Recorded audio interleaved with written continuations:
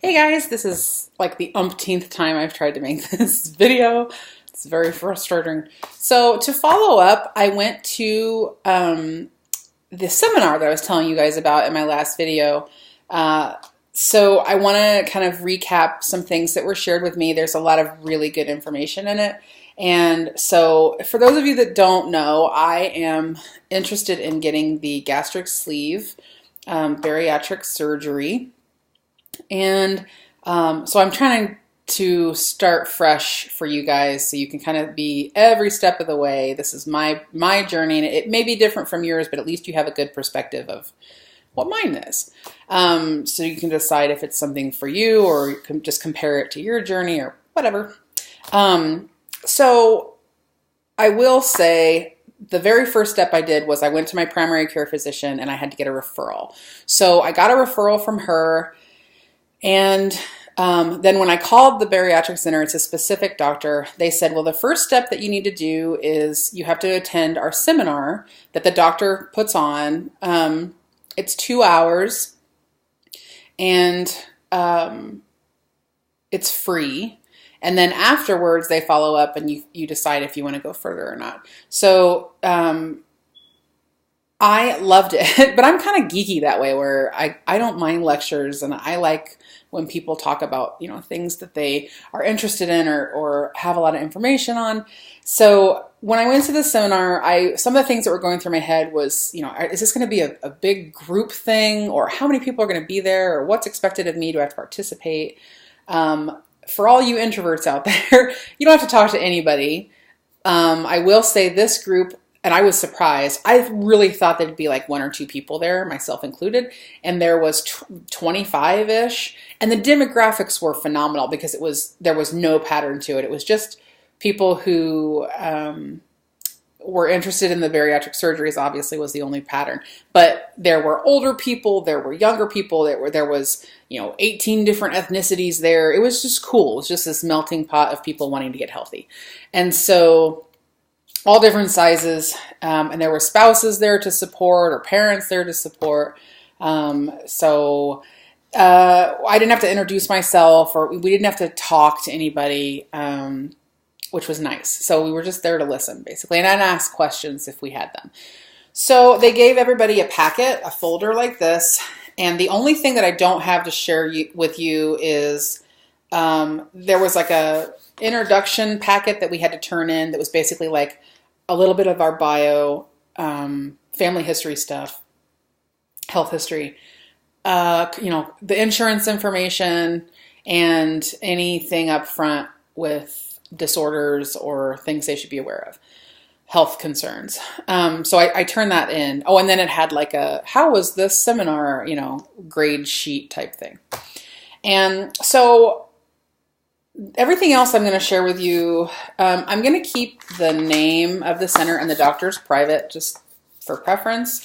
But he did a PowerPoint, and what was neat was this, every PowerPoint was in paper form, which is great because if you saw my last video, I mentioned that my husband's a science teacher and he has a food science class, and they talk about all this stuff, but this was like such a fun conversation with my husband, just informationally.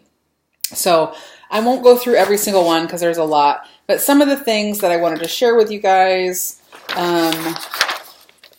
are, okay, the procedures that he talked about was, in the 2-hour period, was the adjustable gastric band, the sleeve gastrectomy, the gastric bypass, and the duodenal switch, which has another name. I think it's like Sadis S or something like that. So there's every procedure had a little video with it, which was, that doesn't show the video, but it shows, it's a real-time picture. And so it was not like, oh my God, there's blood everywhere kind of video. It was really not gross at all. But I think there was 1 or 2 people that were like, oh, I can't watch it. But other than that, it wasn't a big deal. He talks about your post-op risks. He talks about the long-term risks, things like that. He was not a big fan of the band. He felt like it was kind of a waste. He would do it if you wanted to, but he was I would like to change your mind if I can. If I can't, then, I'll do it. But I don't think it's the most beneficial, in his opinion. Lots of complications with it, apparently. Lots of follow-up surgeries or procedures that had to happen. And then most people, I think, end up getting it removed. And that's a whole nother procedure. So he didn't spend a whole lot of time talking about the band. And when he did, it wasn't real positive. The sleeve gastrectomy, that was the one that I was the most interested in. Again, showed a little video of it, talked about the post-op risks, but the numbers are so low as far as percentage-wise. It's kind of neat. The one thing that he did tell me, everybody, was there is a hormone in your stomach called Ghrelin hormone. I think is what it's called. Ghrelin, I believe. And that's where that ravenous hunger feeling comes from, where you just, when your body goes so long without eating and then you go, I'm starving, and like Chris Farley on the Saturday Night Live, like, lay off, I'm starving, when he's eating the fries. And I'm like, I thought you were on a diet. I love that scene. Anyway, so the problem is when you have the band, that hormone is still in place and it's being constantly activated. And so apparently a lot of people who get the band complain that they're hungry all the time, like ravenously hungry. And so that's why, because it's constantly being activated. Where the gastric bypass and the sleeve, since they're removing a large portion of your stomach, they remove that gland, or not that gland, that hormone. Especially in the sleeve, they're removing all of it, basically. And so you don't have that. And that's why a lot of people that get the sleeve don't feel hungry, and they need to be reminded to eat, because it never kicks in because it's not there anymore. So that's kind of cool if you think about it from that perspective of, you won't have to worry that, I'm not saying you won't be hungry ever, but at least you won't have that like insatiable, all right, I gotta eat, which is, I think we've all experienced that moment. So then he talked about the bypass and the same kind of thing, gave the risks, the long-term, short-term. It was interesting. And then this last one is the Satis S, which is the duodenal switch, which is actually kind of cool. And he was saying that it is the most complex operation, but it is also the most overall successful operation. So let me think here. With the sleeve, he did say that it's common that you get like chronic heartburn, basically, or GERD, I think is what he called it, GERD.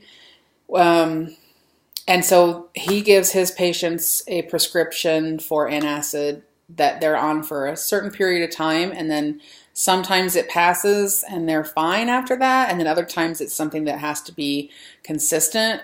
But so there's just so much cool information as far as like diabetes. I'm not diabetic, but he's a real proponent for, I want the health industry to realize that this is not just to lose weight. There's so many health factors to bariatric surgeries. So the duodenal switch reduces each patient's, 90% of the patients that have the duodenal switch will no longer be diabetic after a certain amount of time, which is really cool. 80% in gastric bypass, 80% in the sleeve gastrectomy, and 60% in the adjustable band. But the adjustable band is it's not a metabolic surgery. So they're not changing the science of your digestive system. If you have a reduction of diabetes or an elimination of it, it's because you've changed what you're eating. And that's it. It's not because your body's processing things differently and helping you out. It's just what you're eating. So I think those kind of things are really cool. So some surgical risks, some of the things they were talking about was some people don't want to do these surgeries because they're scared. They don't think they're safe. The mortality rate of, if you've ever had your gallbladder removed or any other kind of laparoscopic surgeries, there's a little graph here. So if you ever had your gallbladder removed or something of that nature, there is a 0.52 mortality rate. With bariatric surgery, it's 0.13. So it's safer than getting your gallbladder removed. They basically said it's as safe as like a woman going in to get a hysterectomy. You don't hear about a lot of complications with that. It's become fairly routine. So then he gives like expectations for after the surgery and kind of his rules of good health. And so the pre-op diet, and this is something I found pretty fascinating. The pre-op diet is 2 weeks of 1,000 calories a day, and it's basically liquids. And he said the reason for that is not just to get you going on losing weight or to get you used to the protein shakes, but it's also to reduce the size of your liver, which I found like, duh, but it was such a mind-blowing, I didn't even think about that. So if you think about the surgery and the location of the liver, they really just want the liver to be as small as possible so it's not in the way, so they don't have to mess with it while they're operating. So they're trying to reduce the size as much as possible, which I think is genius. Then you go to the level 1 diet, which is 0 to 2 weeks, and that is just liquids. Then level 2 is 3 to 8 weeks, and that is soft proteins like beans and like mashed potatoes and just anything soft. Then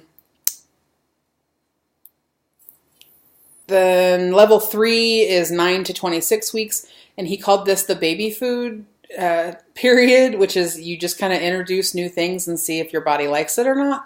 You're going to respond differently to certain things, so you'll know in that period of, I'm going to give this a try. Nope, that didn't sit very well, or this really made me feel like I had a lot of energy and made me feel good, so I'm going to keep eating that. I'm going to stop eating this. So that's that period. And then level 4 is the 26 weeks and higher, and they call it maintenance. And he said at that point, you should know, if your body's going to respond positively or negatively to pretty much all foods for the most part. Gave some keys to success. And then that's pretty much it for that. So something else that I think a lot of people are interested in, and again, this is just this facility. I also got this whole thing here. Can you see all these pages? This is basically his resume and all the publications he's done, and so you're going to want to get that from your doctor too, so you know who you're dealing with. So this is the pay schedule if you're paying out of pocket, or just a price sheet basically. So if you're paying out of pocket for the gastric sleeve, this is not counting the consults before and after. This is just the surgical and assisting services, the hospital services, which is up to 4 days and 3 nights, and the anesthesia. It is $18,025. And then the other stuff, I think, totals about $500 for the other consults and things like that. This blew my mind. The band was $14,420 for the same thing, just the surgical people, the hospital, and the anesthesia. And then you go back in, and there's a whole nother sheet with the band where the follow-up care with they have to fill the band to make it tighter or whatever. And so that costs a couple $100. And then they have the band removal, taking it out. If you've had complications with it and you want it removed, $9,110. So if you add that to the $14,000, I mean, that's just a ridiculous amount of money for something that you go, that didn't work. And you were warned, but, and so then the gastric bypass, that total, again, just for the surgical and assisting services and the hospital and the anesthesia came to $22,600, as well as the duodenal switch, same price, $22,600. So that's why insurance is nice to have. I will say, I don't know how long that every hospital, every insurance agent, every insurance company has different criteria. I don't know what mine has yet, my criteria. The next step after this was they're supposed to call me this week. That I gave them the insurance information, and they call the insurance company and find out what my benefits are, what I qualify for, what they offer, what they don't. And then the bariatric center contacts me again and says, okay, here's what the insurance company said. So we move forward from here in what direction? That's kind of how that works. So I don't want to wait, and that's what sucks. I'm not a fly-by-night type person. I research the crap out of everything, and I really want to know going into something. And this is not brand new to me. I mean, this is something that I've been thinking. I mean, I've been kind of researching a little bit over the last couple months since I saw my doctor in January. So I've had some time to think about this, and I really do think that this is the direction I want to go. So I'm not really sure if ultimately my husband and I will end up doing the self-pay for the sleeve. It just depends on how long, because if they say, oh, it's going to take up to a year and you got to do all this, and then it's like, forget it, we'll just pay for it, which we're very blessed to be able to do that. And I'm not in any way, shape, or form flaunting that, or I realize that not a lot of people can do that, and so please understand that I mean no disrespect by saying, oh, we're just going to do that. I'm just sharing you my experience, that I feel so strongly about wanting this for my life and wanting to change my health quickly, that we're willing to go that route. But we'll see. So I don't know. The next contact that I'll make with you guys is, I may put a video up. If I haven't, I want to talk to you about my blood work that was done, and kind of my numbers and things like that, and what I'll do to kind of improve some of those, or where I was shocked or where I wasn't. But that I may wait to do. It depends on if I hear back from the surgery or the center this week or not. So we'll see. But I will definitely keep you in the loop. I know this was a lot of information. Thanks for hanging in there. 17 minutes. Whew. And I talked really fast. So let me know if you guys have any questions, or if you have any information that you want to share. I completely welcome it. So take care of yourselves, and I will talk to you guys later. Bye.